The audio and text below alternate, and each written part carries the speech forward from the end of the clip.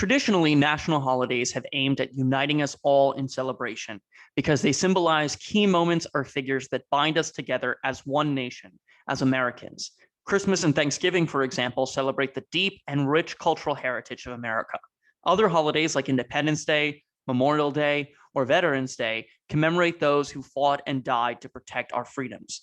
But now debate has unfolded about a newly established federal holiday called Juneteenth, which some worry serves to divide us rather than unite us. So what does this mean for America? I'm Anthony Leonardi with Nate Hochman, and welcome back to the National Populist Newsletter podcast.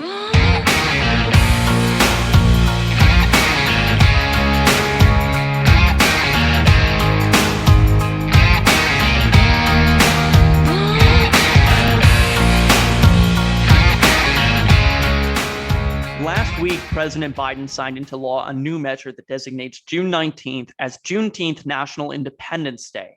If you're not sure what this means, you're not alone. According to a recent Gallup survey, 62% of Americans either know, quote, a little or, quote, nothing at all about Juneteenth. And a 40% plurality of Americans didn't know enough about Juneteenth to even determine if they supported it becoming a holiday. So what is Juneteenth? It commemorates the day enslaved Black Americans in Galveston, Texas, heard news from a Union Major General about the end of the Civil War and their emancipation on June 19, 1865. That date is 2 months after the end of the Civil War, 6 months after the passage of the 13th Amendment, and 2 years after President Lincoln signed the Emancipation Proclamation. But Juneteenth doesn't mark the end of slavery as a practice. It doesn't even celebrate the moment that the final slaves were informed of their emancipation. Its significance has traditionally been understood in a regional rather than a national sense, as the commemoration of the specific movement that slaves in Texas were freed. It was adopted as an official state holiday in the Lone Star State in 1980, and many other states followed suit to establish Juneteenth as their own state holiday in subsequent decades. Proponents say that elevating Juneteenth to a federal holiday is an important symbolic move to celebrate a pivotal moment in American history. But while the recent push to make it a federal holiday overwhelmingly passed Congress, only 10 Republicans voted against it in the House, and it received unanimous support in the Senate, some remain unconvinced. Why make it a national holiday, critics ask, and why now? Proponents on both the left and the right say it's an occasion for the positive celebration of the liberation of African American slaves. But skeptics see it as yet another tool to be weaponized by the anti-American left. In explaining why he voted against the bill in the House of Representatives, Texas Republican Congressman Chip Roy wrote, Juneteenth should be commemorated as the expression of the realization of the end of slavery in the United States, and I commend those who worked for its passage. I could not vote for this bill, however, because the holiday should not be called Juneteenth National Independence Day, but rather Juneteenth National Emancipation or Freedom or Otherwise Day.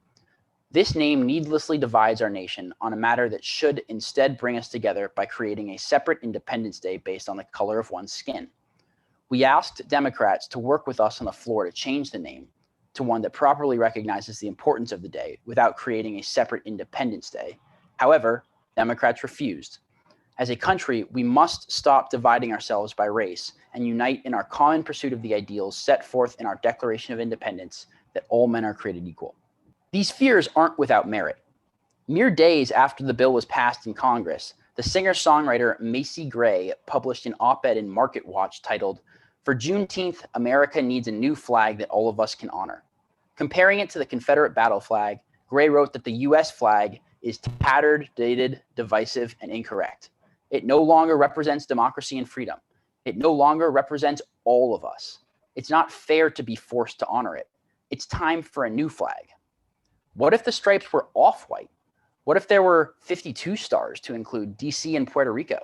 What if the stars were the colors of all of us, your skin tone and mine, like the melanin scale, she wrote. Similarly, although Juneteenth was pitched by advocates as a holiday for celebrating rather than denigrating America, a video from Elizabeth Warren released on Saturday featured the Massachusetts senator saying, on this Juneteenth, we must take the time to recognize the shameful parts of our history. We must recommit to the righteous fight for racial justice. So which is it?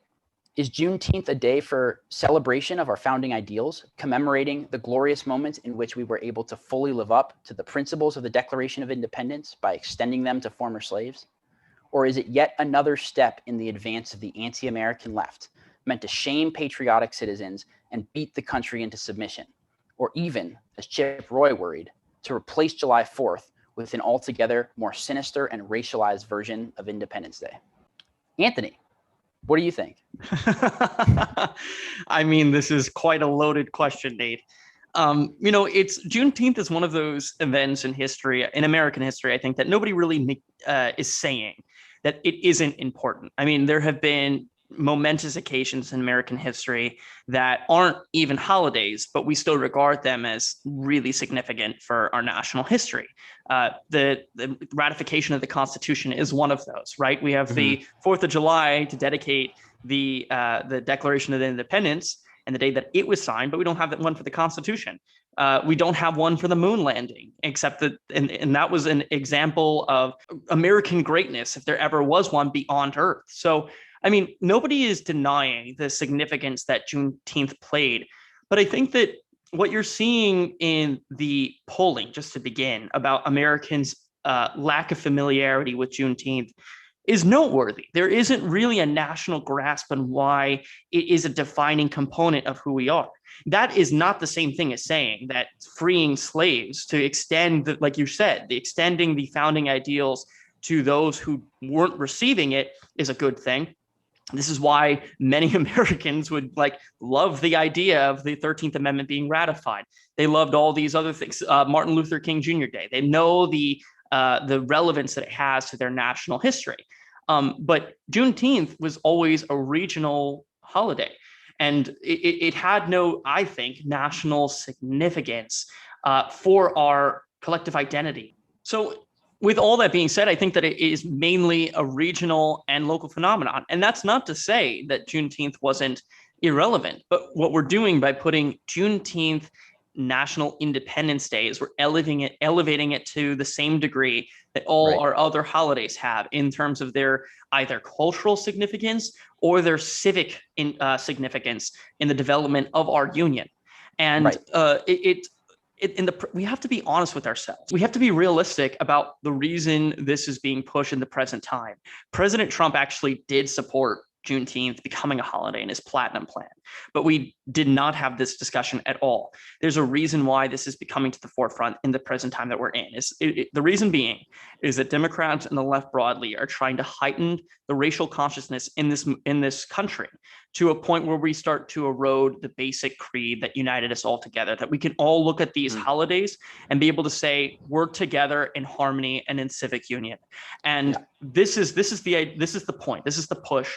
This is why you see after the official declaration of Juneteenth as a holiday, you see op-eds emerge like we need to change the flag and distort its meaning.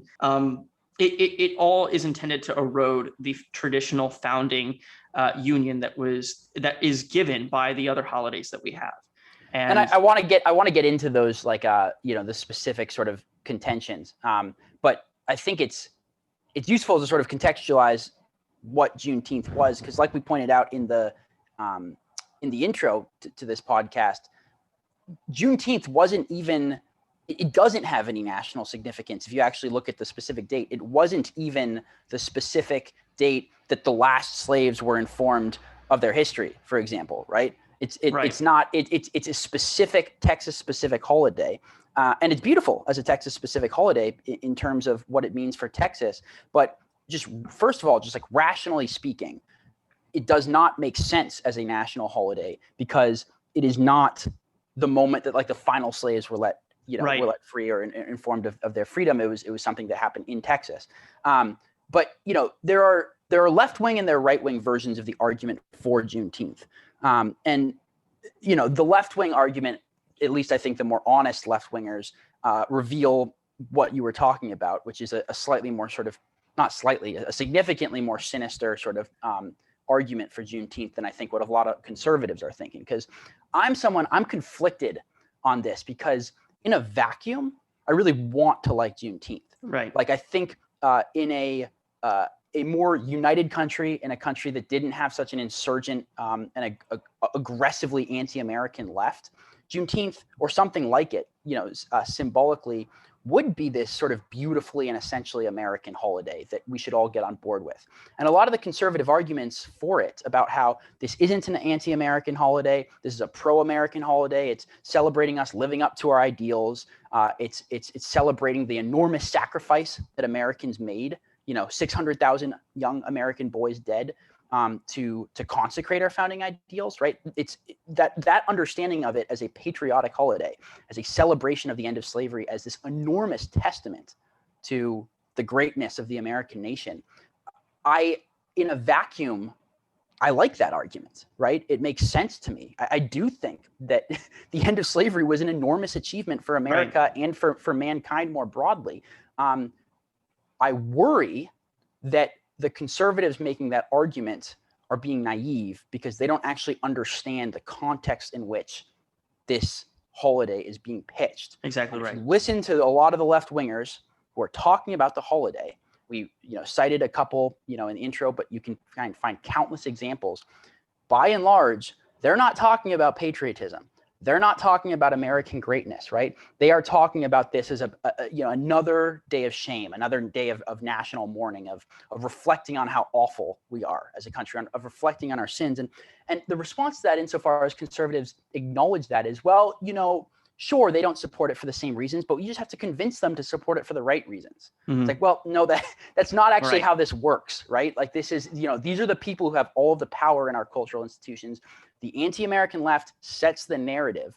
And what I worry about, and again, like I'm conflicted on this, right? So I'm not like firmly in one camp. And I think some of the right-wing arguments against Juneteenth go too far. But what I worry about is that this is just giving another tool to the anti-American left to weaponize, to beat Americans, and American patriotism into submission. And, this actually makes me think of one person in particular who is actually one of the first conservatives to talk about how conservatives should approach, the topic of race and conversations of race, is Ann Coulter.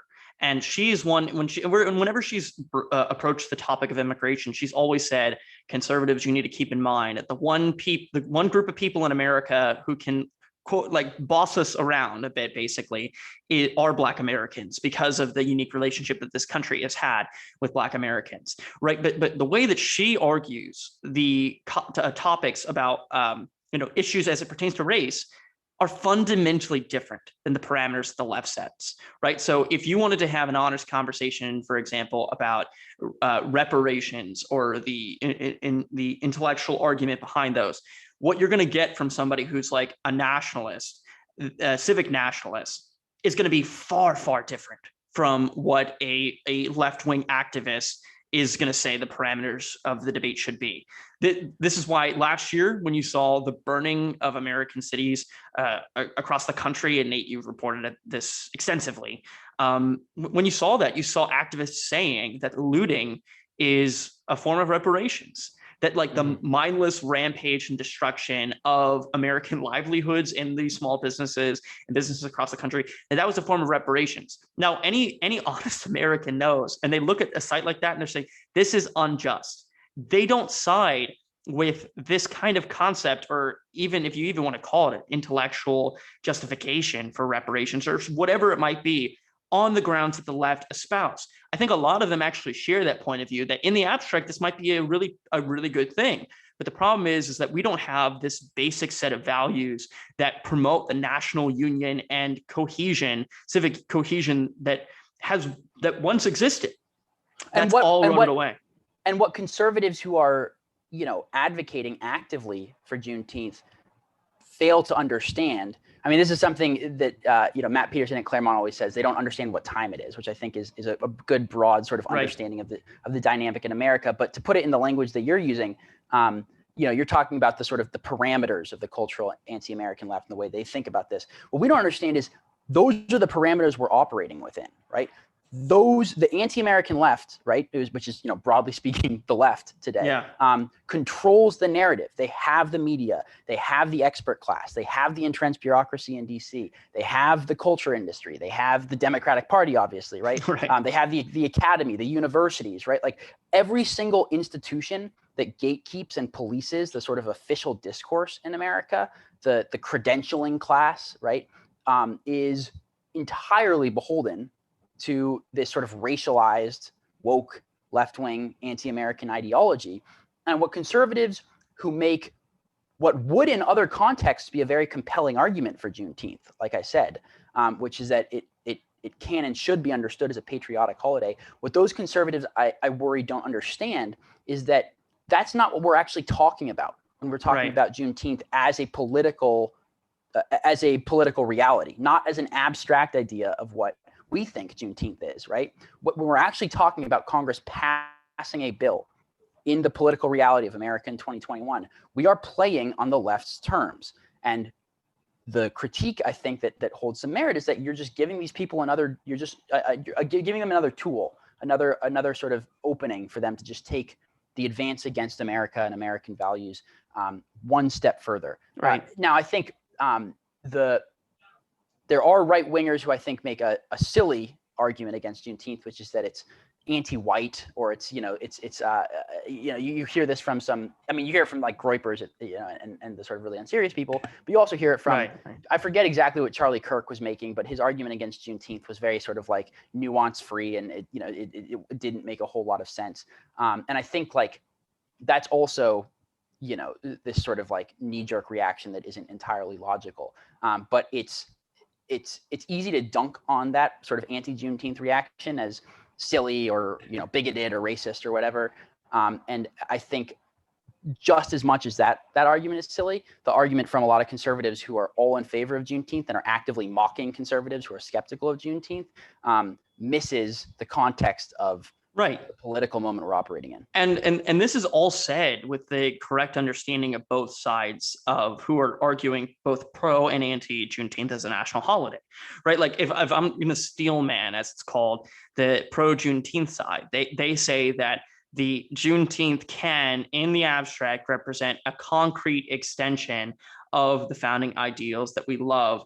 It's essentially like what Lincoln did to what the founders did for the nation. Like we had these United States, as it was commonly referred to in the generation of the founders. And then what Lincoln did that substantively changed the way that we refer to our country is the United States, right? So by extending the promises of freedom to Black Americans who are enslaved, then you are consistent with the idea of the United States, right? That's the pro thing. But the anti Juneteenth arguments usually go as you hinted at. Institutions define the culture, and whatever institution is saying that this is a net good for our culture for these reasons, and they're espousing a moral argument and a value that we ought to hold, the left controls every single one of those institutions you just espoused. And they're the ones that are currently covering for and marketing and promulgating critical race theory, which is like a fundamentally anti-American point of view to have.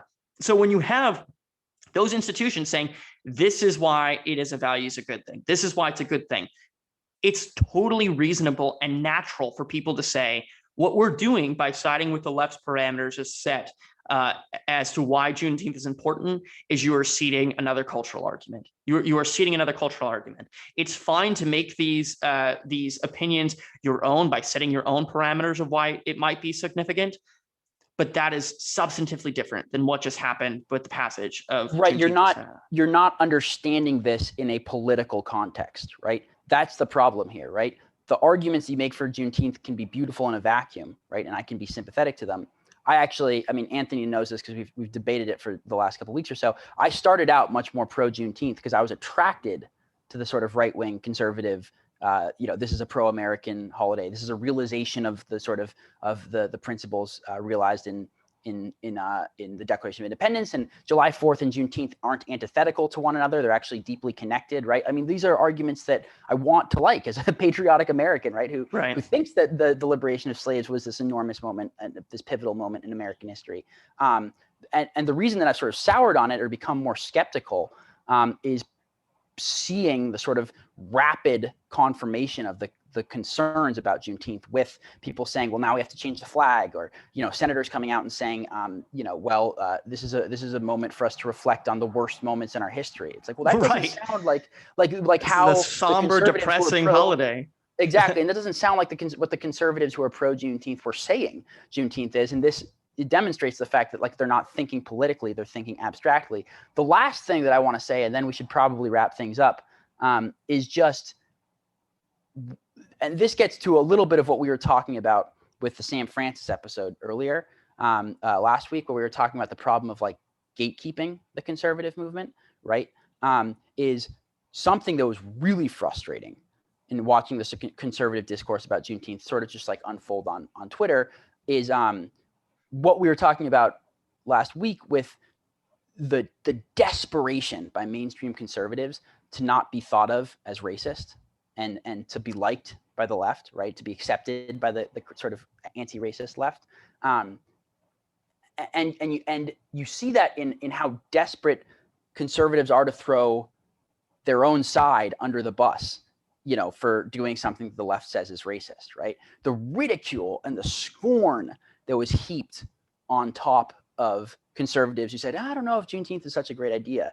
And, you know, the accusations of racism, bigotry from people who are ostensibly on the right, it's just so frustrating to me, right? And this is, I guess, someone who was watching this unfold who was at least initially sympathetic to Juneteenth and still isn't like decisively anti-Juneteenth, but is much more conflicted about it than I used to be, is just watching all these conservatives I know that I follow on Twitter, you know, just breathlessly heap scorn upon their fellow conservatives and call them all the names that the left calls them, you know, and saying, oh, you know, conservatives need to do better. We need to, you know, we need to embrace Juneteenth because this will make minorities like us more. And this will make the left think we're not racist. I mean, this is like really things people were saying, right? Like, do you really think in 2021 that anything conservatives do is going to make the left not call us racists, right? Not call us Nazis? The idea that like supporting Juneteenth is how we get the left to stop calling us racists, right?